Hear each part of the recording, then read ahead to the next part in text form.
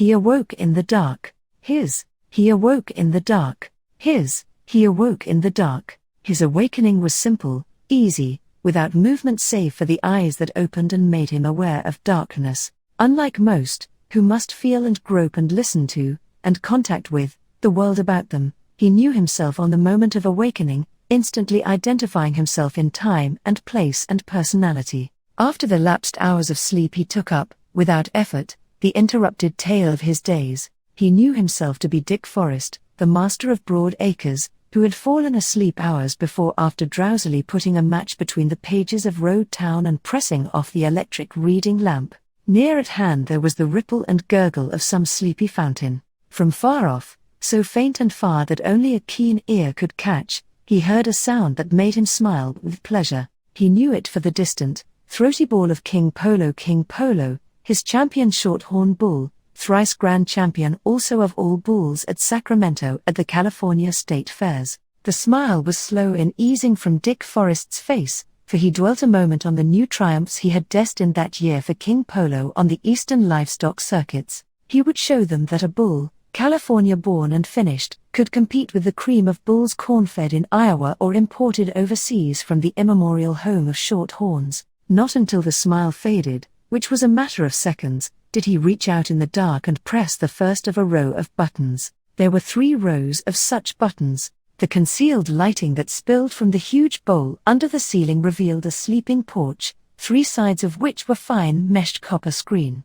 The 4th side was the house wall, solid concrete, through which French windows gave access. He pressed the second button in the row and the bright light concentered at a particular place on the concrete wall, illuminating, in a row, a clock, a barometer, and centigrade and Fahrenheit thermometers. Almost in a sweep of glance he read the messages of the dials: time 4:30, air pressure 2980, which was normal at that altitude and season, and temperature, Fahrenheit, 36 degrees. With another press, the gauges of time and heat and air were sent back into the darkness. A 3rd button turned on his reading lamp, so arranged that the light fell from above and behind without shining into his eyes. The 1st button turned off the concealed lighting overhead. He reached a mass of proof sheets from the reading stand, and, pencil in hand, lighting a cigarette, he began to correct. The place was clearly the sleeping quarters of a man who worked. Efficiency was its keynote,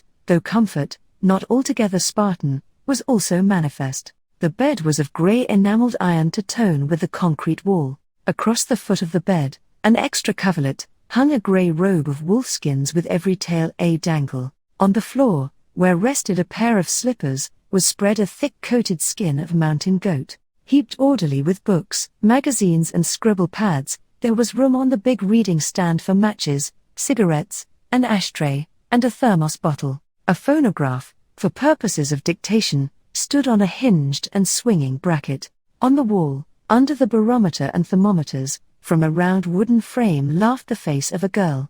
On the wall, between the rows of buttons and a switchboard, from an open holster, loosely projected the butt of a .44 Colt's automatic. At 6 o'clock, sharp, after grey light had begun to filter through the wire netting, Dick Forrest, without raising his eyes from the proof sheets, reached out his right hand and pressed a button in the 2nd row. 5 minutes later a soft-slippered Chinese emerged on the sleeping porch. In his hands he bore a small tray of burnished copper on which rested a cup and saucer, a tiny coffee pot of silver, and a correspondingly tiny silver cream pitcher. "Good morning, oh my," was Dick Forrest's greeting, and his eyes smiled and his lips smiled as he uttered it. "Good morning, master," oh my returned, as he busied himself with making room on the reading stand for the tray and with pouring the coffee and cream. This done, without waiting further orders, noting that his master was already sipping coffee with one hand while he made a correction on the proof with the other,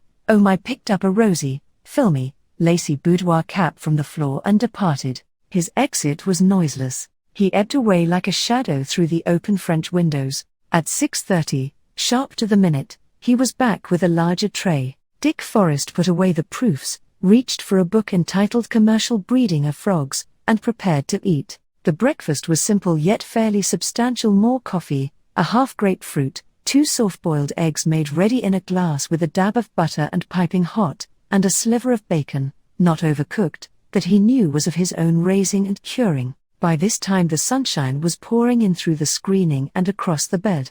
On the outside of the wire screen clung a number of houseflies, early hatched for the season and numb with the night's cold. As Forrest ate, he watched the hunting of the meat-eating yellow jackets. Sturdy, more frost-resistant than bees, they were already on the wing and preying on the benumbed flies. Despite the rowdy noise of their flight, these yellow hunters of the air, with rarely ever a miss, pounced on their helpless victims and sailed away with them. The last fly was gone ere Forrest had sipped his last sip of coffee, marked commercial breeding of frogs with a match, and taken up his proof sheets. After a time, the liquid mellow cry of the meadow lark, first vocal for the day, caused him to desist. He looked at the clock. It marked 7. He set aside the proofs and began a series of conversations by means of the switchboard, which he manipulated with a practiced hand.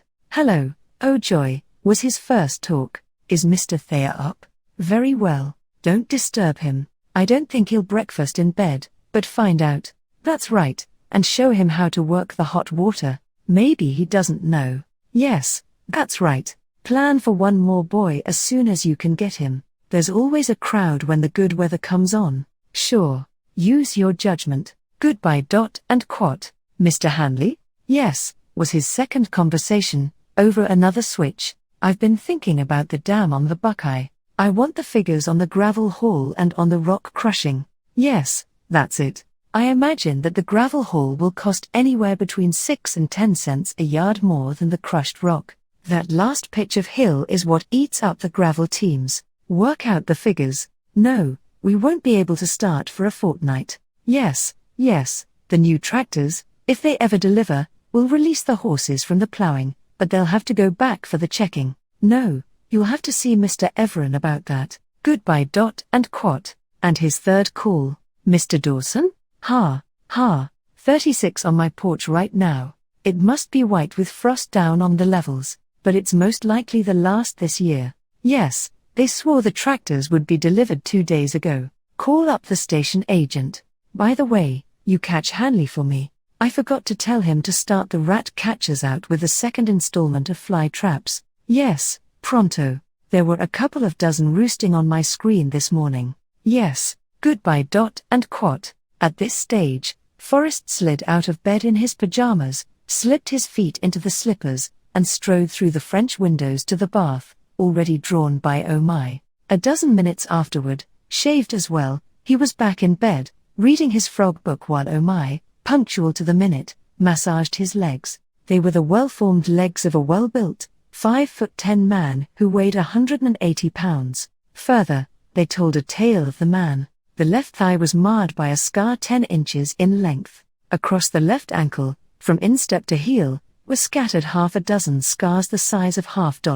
When Oh My prodded and pulled the left knee a shade too severely, Forrest was guilty of a wince. The right shin was colored with several dark scars, while a big scar, just under the knee, was a positive dent in the bone. Midway between knee and groin was the mark of an ancient 3-inch gash, curiously dotted with the minute scars of stitches. A sudden, joyous nicker from without put the match between the pages of the frog book, and, while Oh My proceeded partly to dress his master in bed, including socks and shoes, the master, twisting partly on his side, stared out in the direction of the nicker. Down the road, through the swaying purple of the early lilacs, ridden by a picturesque cowboy, paced a great horse, glinting ruddy in the morning sungold, flinging free the snowy foam of his mighty fetlocks, his noble crest tossing, his eyes roving afield, the trumpet of his love call echoing through the springing land. Dick Forrest was smitten at the same instant with joy and anxiety. Joy in the glorious beast pacing down between the lilac hedges,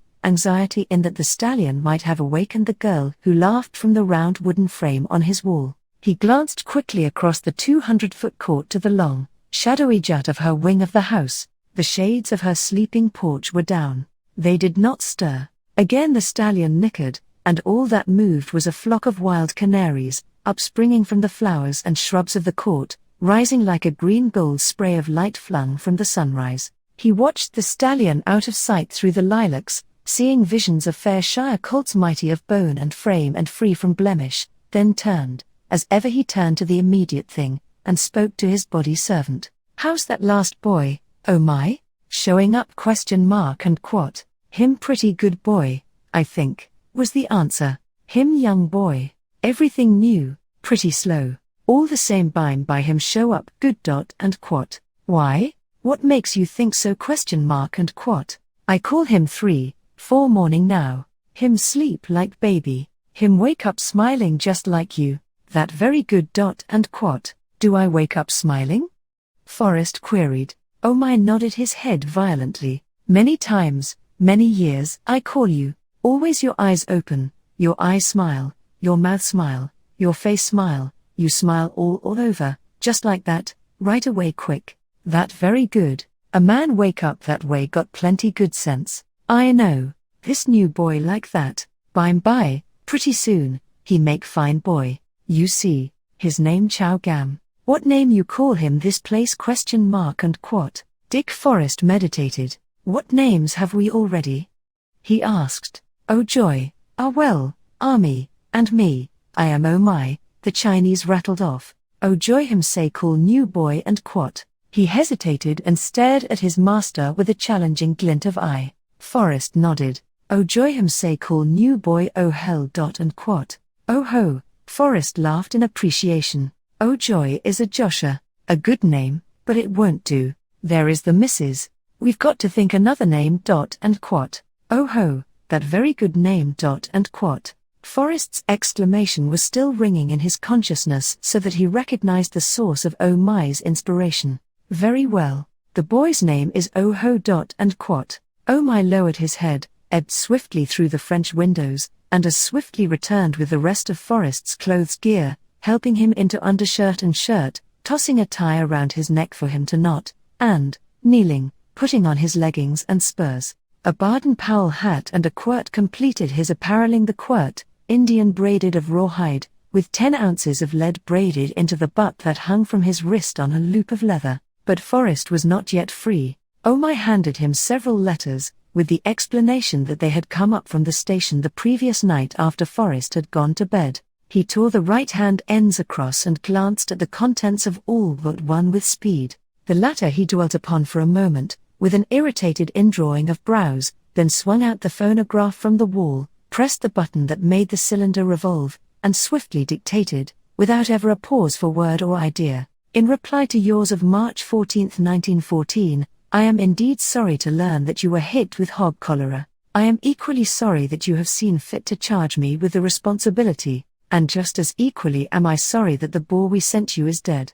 I can only assure you that we are quite clear of cholera here, and that we have been clear of cholera for 8 years, with the exception of 2 Eastern importations, the last 2 years ago, both of which, according to our custom, were segregated on arrival and were destroyed before the contagion could be communicated to our herds. I feel that I must inform you that in neither case did I charge the sellers with having sent me diseased stock. On the contrary, as you should know, the incubation of hog cholera being 9 days, I consulted the shipping dates of the animals and knew that they had been healthy when shipped. Has it ever entered your mind that the railroads are largely responsible for the spread of cholera? Did you ever hear of a railroad fumigating or disinfecting a car which had carried cholera? Consult the dates, first, of shipment by me, second, of receipt of the boar by you, and, third, of appearance of symptoms in the boar. As you say, because of washouts, the boar was 5 days on the way. Not until the 7th day after you receipted for same did the first symptoms appear.